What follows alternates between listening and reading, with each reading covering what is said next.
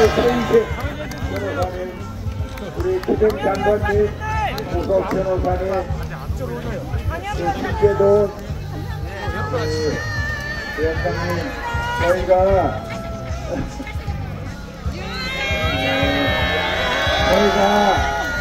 같이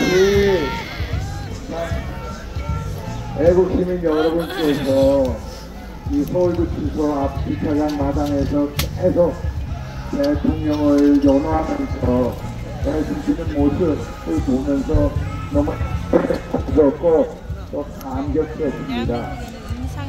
어제 밤에 대통령께서 들어가셨는데 사실 오늘 아침에 부소장님하고 제가 통화를 했습니다. 또 경호 담당하시는 분들하고도 통화를 했고요.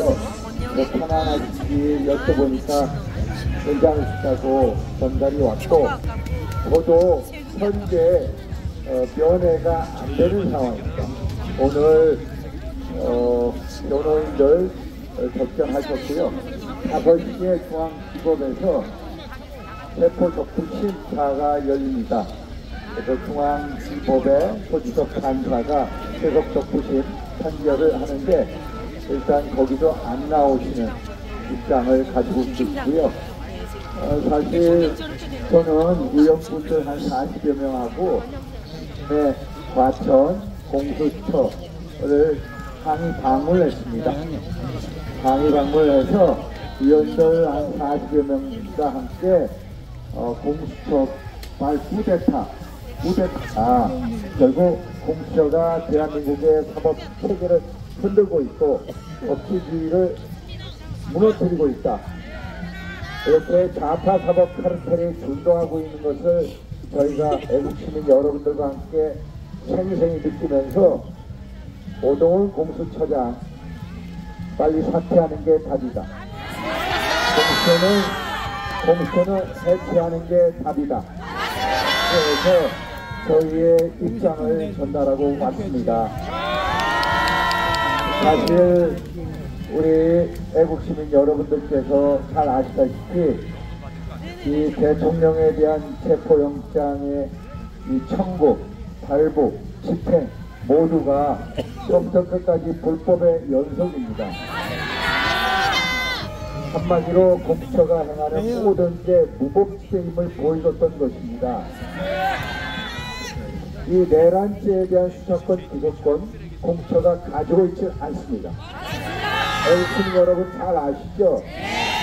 그런데도 공수처가 공수처법 31조를 준용을 해서 원래 1심 관할 법원이 중앙지법인데 영장을 서부지법에 청구했습니다. 그런데 원천적으로 공수처법 31조는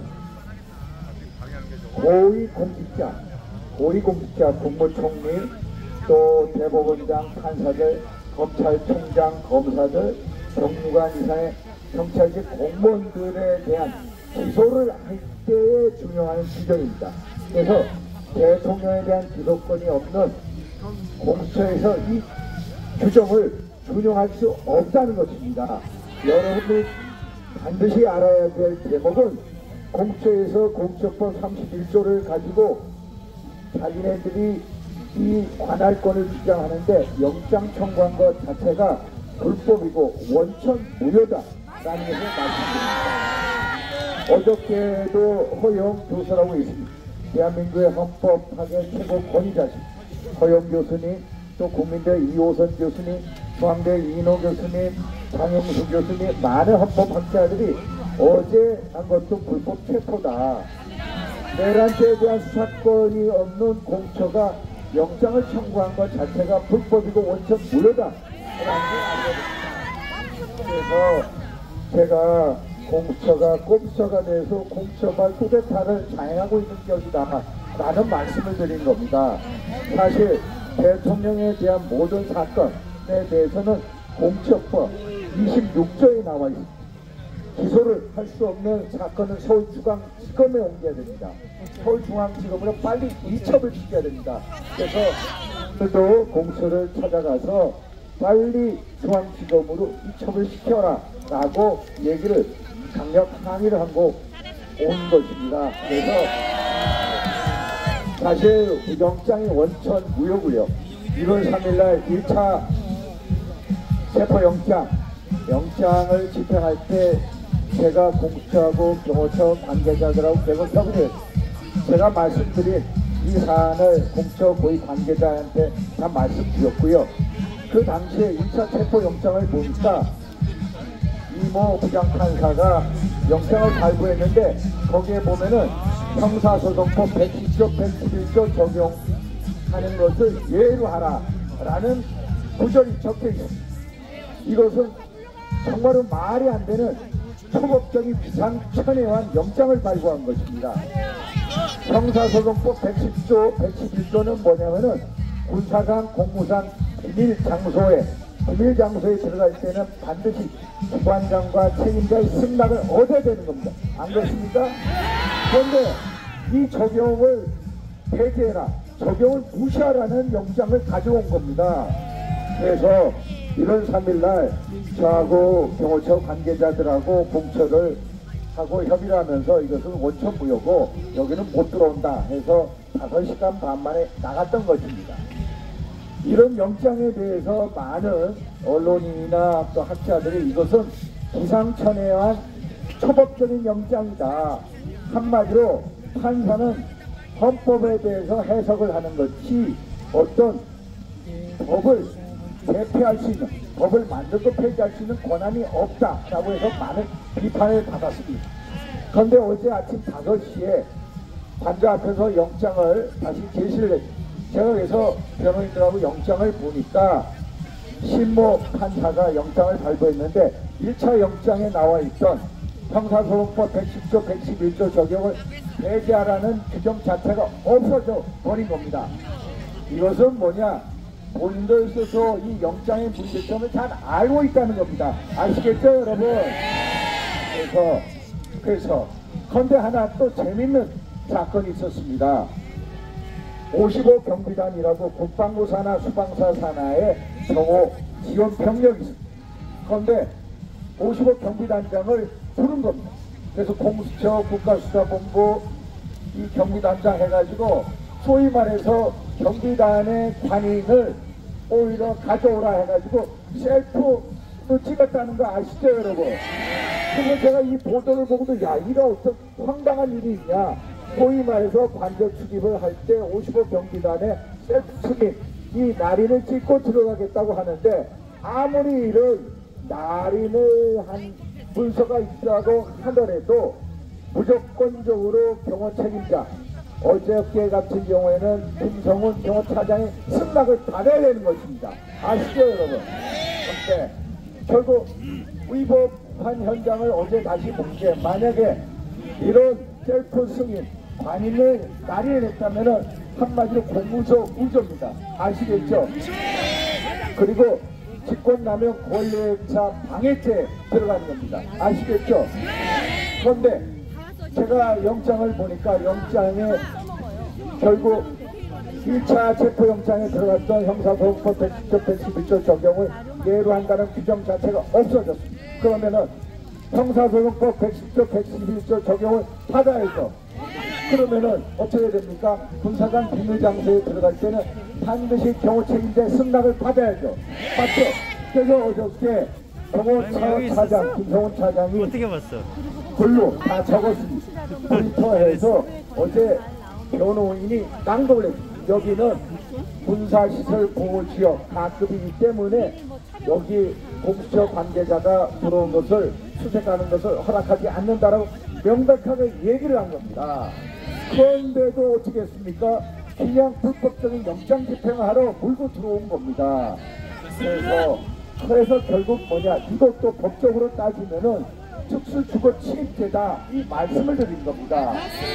그래서 어저께 대통령께서 가장 공처로 왜 가셨냐면은 공처의 수사권이 없다, 남용이다. 그러나 경호처 젊은 분들, 공수처나 경찰 공무원 젊은 분들이 혹시나 영장 집행을 둘러싸고 유혈 사태가 생기면 어떻게 하느냐, 너무나도 이걸 걱정하신 겁니다. 그래서 조사하시겠다 해가지고 공수처에 들어갔고요. 그래서 제가 어제 변호인들하고 가서 조사실에 모셔다 드리고 어제 나왔던 것. 그래서 오늘도 어제 밤에 어제 아침에 가시는데 저분 그러시더라고요. 내복을 입으셨냐 했더니 내복을 안 입으셨대. 그래가지고 제가 걱정이 돼서 오늘 아침에 잘 주무셨냐고 했더니 일단 환복은 다 해드렸습니다 라고 이제 전가를 받았습니다.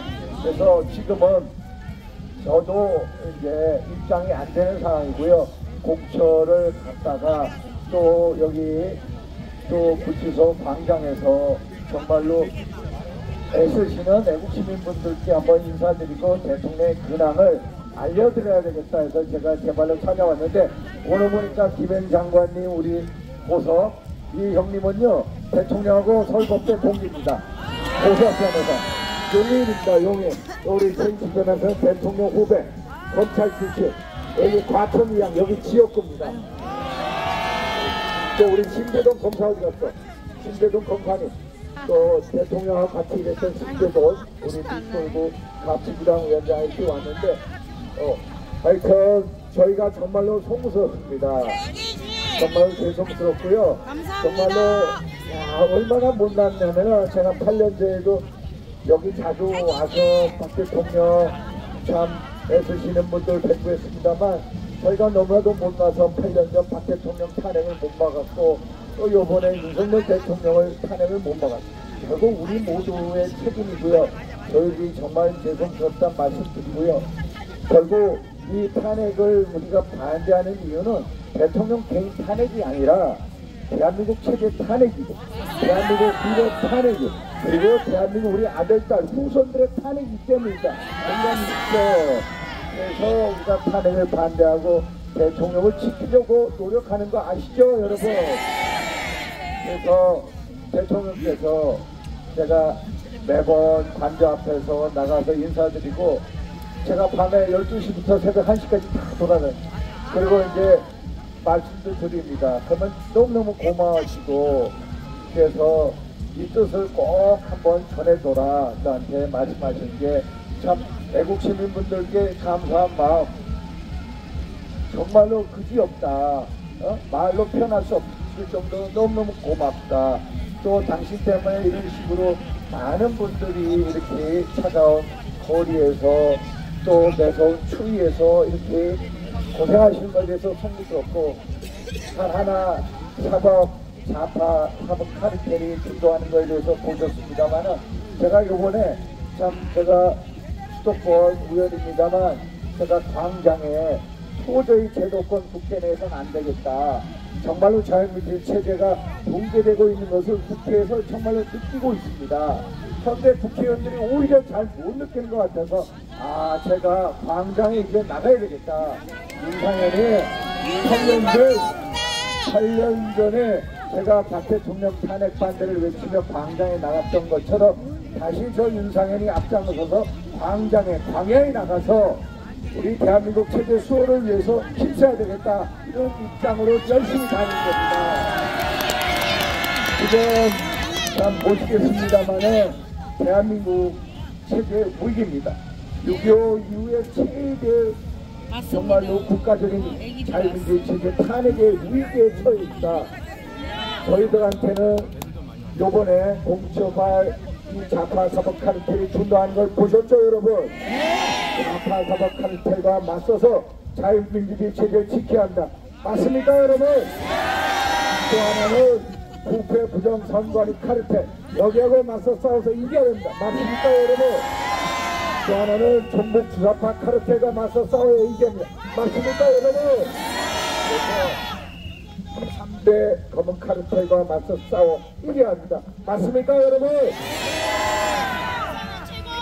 네, 제가 이제 마지막 말씀 마치겠습니다. 대통령께서 저보고 이 메시지를 전해주십사 한 게 있습니다. 제가 말씀드리는데 이 말씀을 꼭 매번 하시는 게 자유는 자유를 지키려는 의지와 책임의식이 있어야 된다. 책임의식과 의지를 망각하면은 그 자리에 전체주의와 파퓰리즘이 치고 들어온다. 그러면 자유를 뺏긴다. 자유는 반드시 지켜야 된다. 자유를 지키려고 투쟁하는 여러분들이야말로 진짜 애국시민, 여러분들의 어떤 자유를 위한 투쟁 반드시 위대한 빛의 역사로 남을 것이다. 아멘입니까? 아멘이시죠? 저도 기독교 감리교 권사입니다만 우리는 어둠의 세력에 맞서서 빛의 세력이 전부 연합해서 다같이 자유민주주의를 3대 검은 카르텔 세력과 맞서 싸워서 이겨야 합니다. 맞습니까 여러분? 우리 빛의 세력이 광장에서 광야에서 광장에서 전부 다 한데 뭉쳐서 자유민주주의 체제 수호를 위해서 끝까지 투쟁합시다. 공감시죠? 맞습니까? 우리 다같이 우리 형님 한 말씀 윤석열 한번 외치고 이 함성이 대통령한테 들리도록 한번 윤석열 외치고 가겠습니다. 윤석열